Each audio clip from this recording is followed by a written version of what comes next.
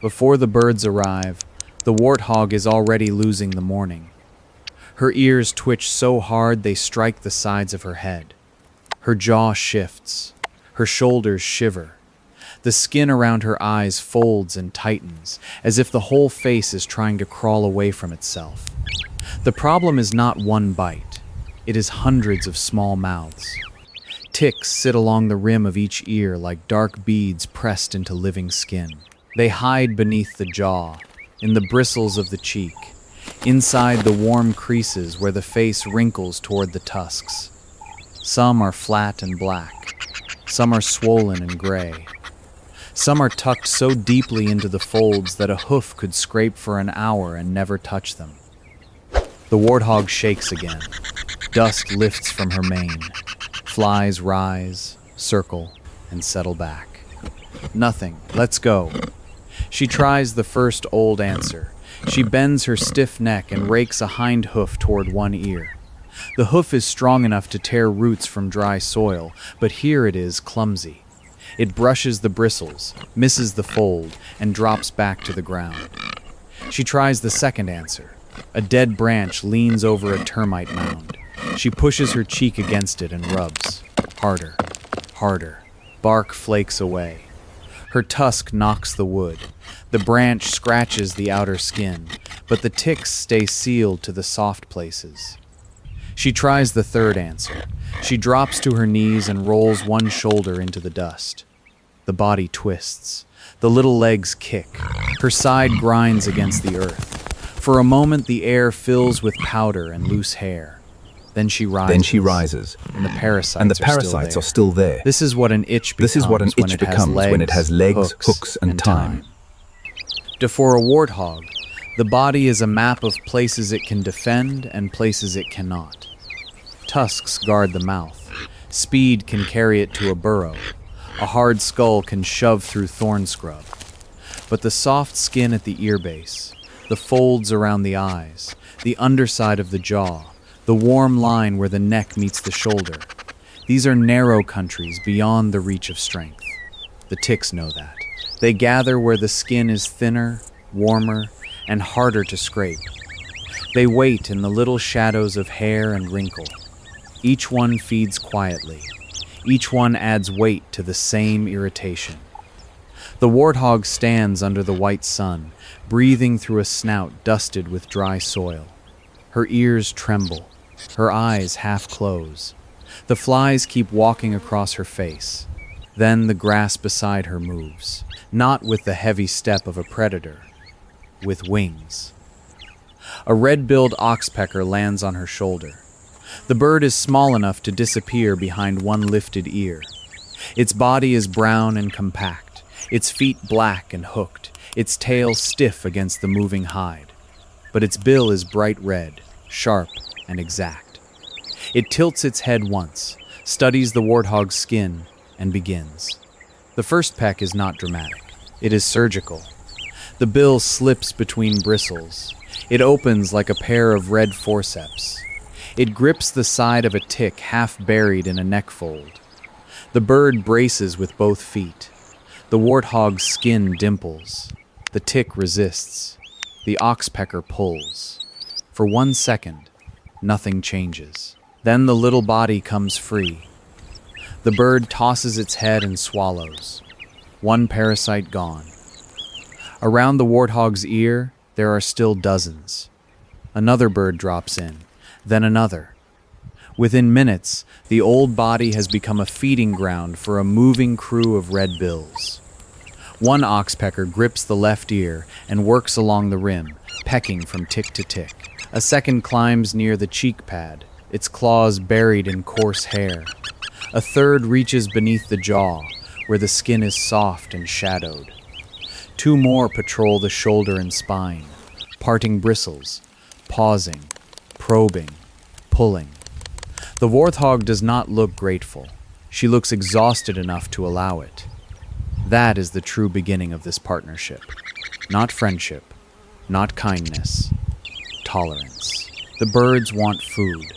The warthog wants relief. Between those needs, a bargain opens on the surface of her skin. The closest bird leans toward the earfold. The camera is close enough to see the texture of the tick shell, ridged, dark, swollen with blood already stolen. The oxpecker taps once beside it, not at random, but testing the angle. Then the bill slides under the parasite's body. Pull. The fold lifts. Pull again. The tick loosens. The bird swallows so quickly the relief is almost invisible. But the warthog feels the difference. Her ear flicks once, then settles lower than before. For the viewer, the scene is uncomfortable because it is too easy to imagine.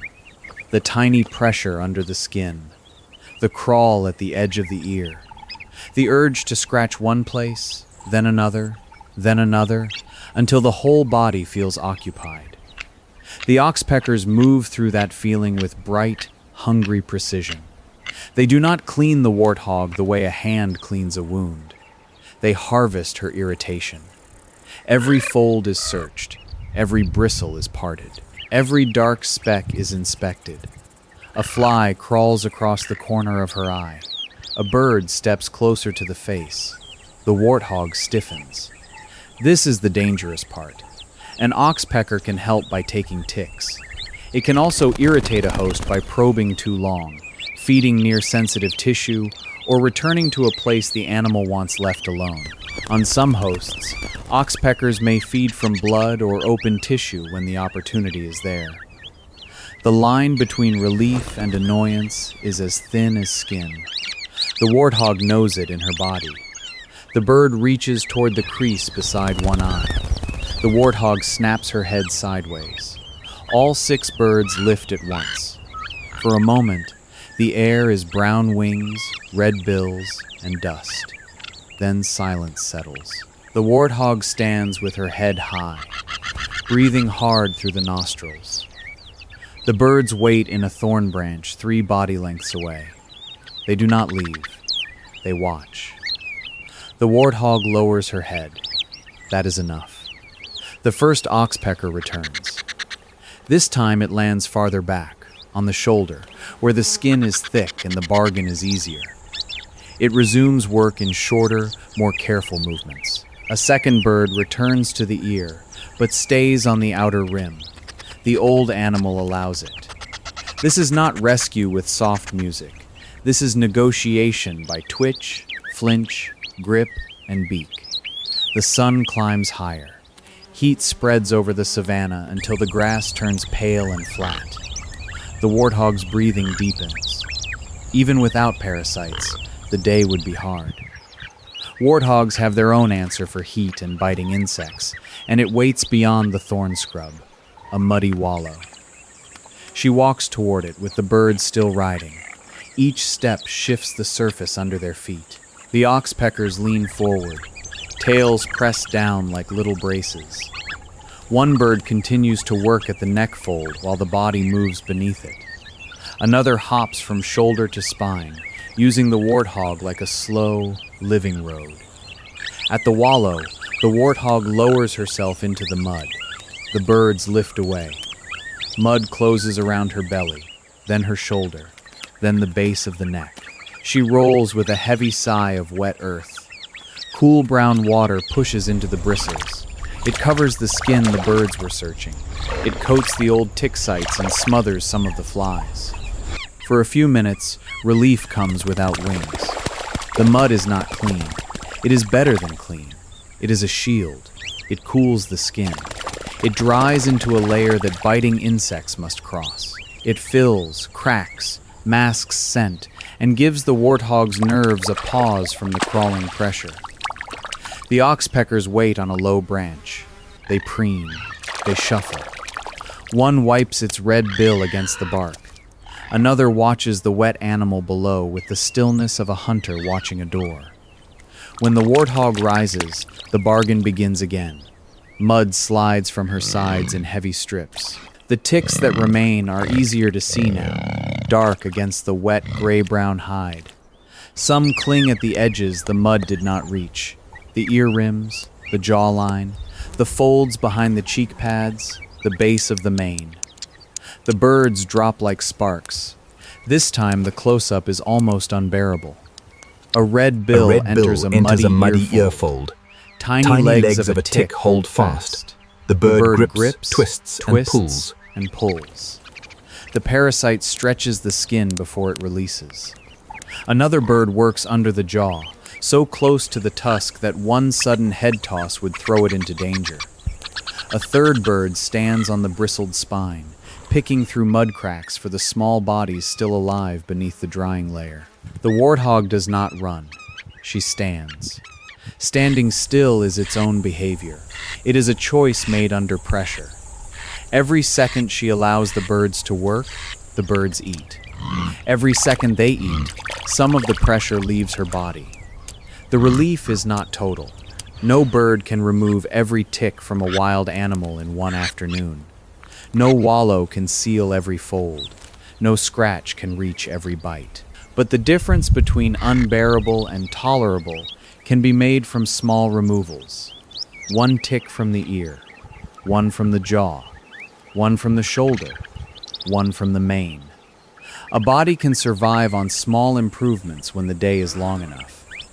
The oxpeckers do more than feed. They read the warthog constantly. When an ear twitches hard, the bird beside it backs away.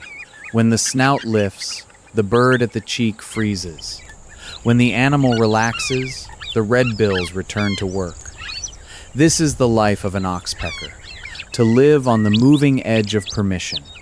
Too timid, and it goes hungry. Too bold, and the host throws it off. The smallest bird in the scene must understand the largest body in the scene better than the body understands itself. Afternoon light thickens. Heat shimmers above the dry ground. The warthog kneels to graze, folding her front legs under her chest, and the birds adjust without panic. One keeps working near the shoulder. Another hops to the head as it lowers, choosing the top edge of the ear where ticks are still visible like seeds stuck to the rim. The camera closes in again. The bird's foot grips a single coarse bristle. Its claw curves around the hair. Its eye is bright and focused. The bill opens, pinches, and draws out a tick from the base of the ear. For the bird, this is a meal. For the warthog, this is one less mouth buried in her skin. For the savanna, it is one of the old bargains that keep repeating because it works just well enough. Then the birds stop, all at once. One oxpecker lifts its head high. Another turns toward the grass. A third gives a sharp, rasping call. The warthog freezes. Her ears rise. The flies still move, but her body does not. The oxpeckers have a better view from her back than she has from the dust. They see across the grass. They notice movement before a heavy animal with poor angles and a low head can make sense of it. At the edge of the thorn scrub, a hyena passes. It is not charging. It is not close enough to turn the scene into a chase. But danger does not need to be running to change a body. The warthog watches. The birds hold their positions. For a long moment, the cleaning stops and the bargain becomes something else. A tick-eating bird can also be a lookout. A meal-seeking passenger can become an alarm perched on the animal it feeds from. The hyena moves on.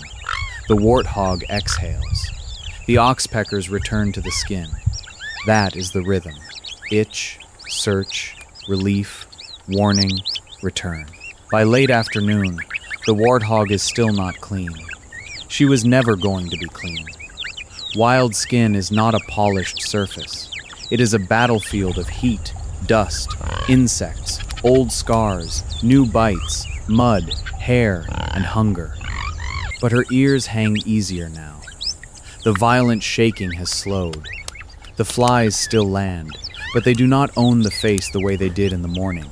The tick clusters are thinner along the cheek and jaw. In the folds behind the ears, the birds have made visible gaps where parasites used to sit shoulder to shoulder. One oxpecker pulls a final swollen tick from the neck crease. It pauses with the parasite in its bill, a dark bead against red. Then it swallows and looks up. The sun is low. Shadows stretch through the grass. One by one, the birds lift from the warthog's back and fly toward the trees where they will roost. Their bodies vanish into the thorn branches, but the work they did remains written on the animal below. Fewer black specks, calmer ears, a little more stillness in a body that spent the morning trying to escape its own skin.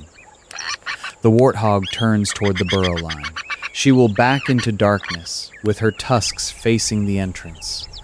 She will sleep with the old vigilance of an animal that belongs to a hard country. By morning, new flies will find her. Ticks that were too small today will be larger tomorrow. Dust will return. Heat will return. The itch will return. And so will the birds. Not because they love her, not because she belongs to them. Because somewhere between hunger and relief, between a red bill and a tick-covered hide, the savanna has made a contract. The warthog carries the burden. The oxpecker finds the feast. And for a little while, the giant body can stand still again.